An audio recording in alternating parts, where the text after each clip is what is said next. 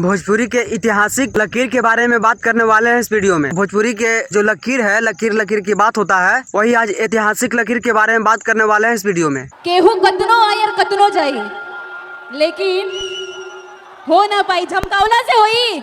सभी को इस वीडियो में लकीर को सामने रख करके बताएंगे कि कौन ज्यादा चल रहा है लकीर के मामले में भोजपुरी इंडस्ट्री में। हम आप सभी को सबसे पहले बता दें कि एक खेसारी लाल यादव का एक फिल्म आता है रंग दे बसंती, और एक पवन सिंह का फिल्म का सॉन्ग आता है जो सुर म्यूजिक वर्ल्ड से रिलीज किया जाता है, जो कि सूर्यवंशम फिल्म का गाना है।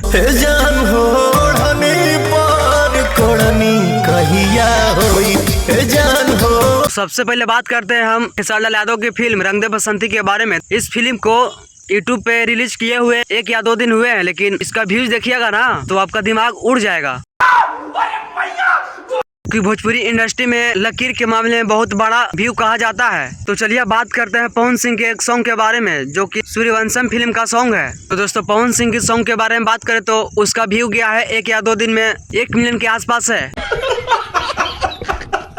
पवन सिंह का सॉन्ग जो आया यूट्यूब पे का अभी तक 1 मिलियन भी नहीं हुआ है, और कुछ आंडू पांडू आके लोग पावर स्टार पवन सिंह को लकीर के बारे में बात करते हैं कि लकीर पावर एजे से शुरू हो रहा और एजे से खत्म।